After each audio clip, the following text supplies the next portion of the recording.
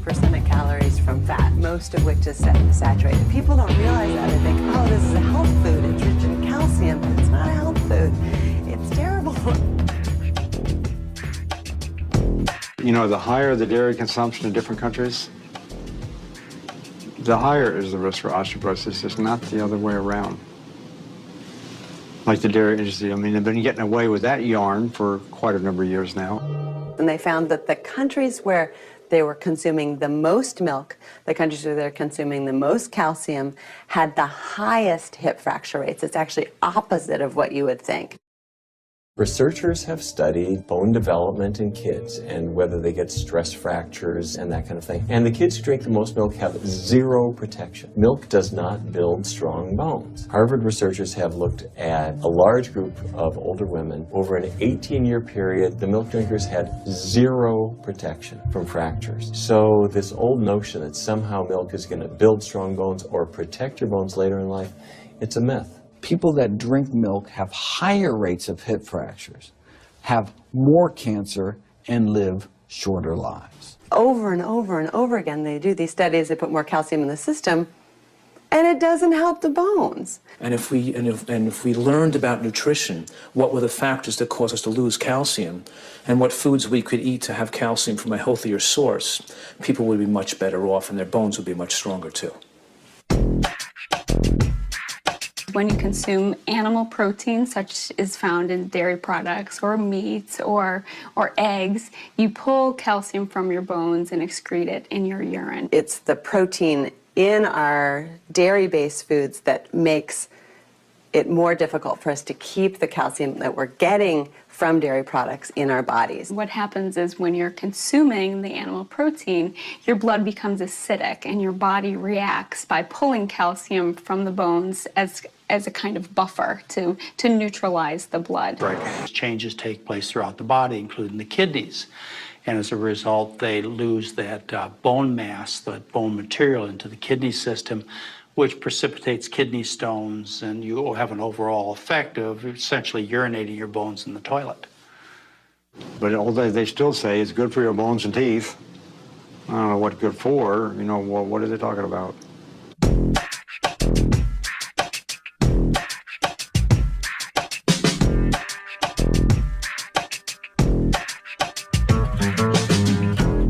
When you feed cow's milk earlier, 6 months, 8 months, 10 months, even 12 months, you're taking a chance the child's going to lose iron from occult gastrointestinal bleeding. And because milk doesn't contain iron as much, and it's not as absorbable as it is from breast milk now, the potential is going to be there for iron deficiency when they're young. And iron deficiency in a young child can have effects on reducing their intelligence. And that reduction in intelligence can be there permanently for the rest of their life.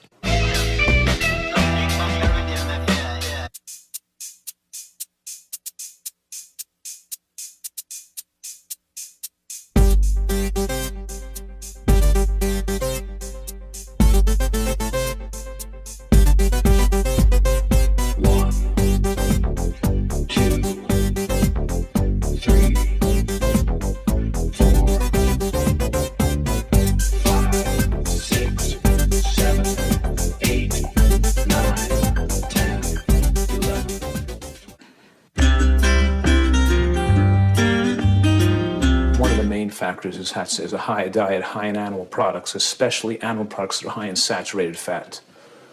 And as I said earlier, that the biggest contributor of saturated fat in the American dietary landscape is dairy products, cheese and butter.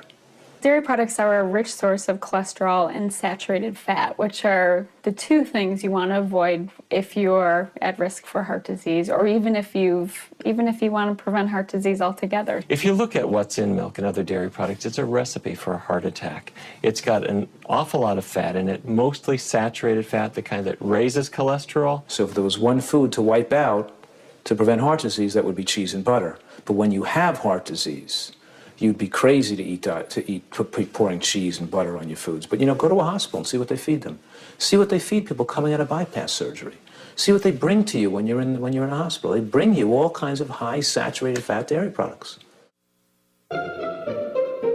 Now, they say that milk helps you lose weight. I had been a hardcore cheeseaholic virtually my entire life, despite the risks, but like so many others, I seem to have been addicted to it. It turns out that the casein protein, that's the main protein in dairy products, and particularly in cheese, it breaks apart in the human digestion to create what are called casomorphins, casein-derived, morphine-like compounds that go to the brain and they attach to the very same receptor that heroin attaches to. Don't get me wrong, they're not as strong as that, but they are strong enough to make you come back again and again and again, despite the fact that you're gaining weight, you're more unhealthy than you've ever been, but that cheese just calls out to people. Casomorphin may play a role in SIDS, and sudden infant death syndrome, may play a role in autism. This is one of the reasons why we don't want infants drinking milk from cows.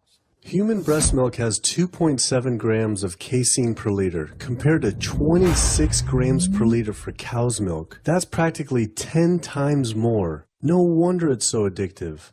This talk about addiction made me think about all the drugs animals are fed. I went to the headquarters of the Center for Food and Safety, the nation's leading FDA government watchdog group, to see how concerned we need to be about drugs in our food. So that we know of, there are at least 450 different drugs that are administered to animals, either alone or in combination.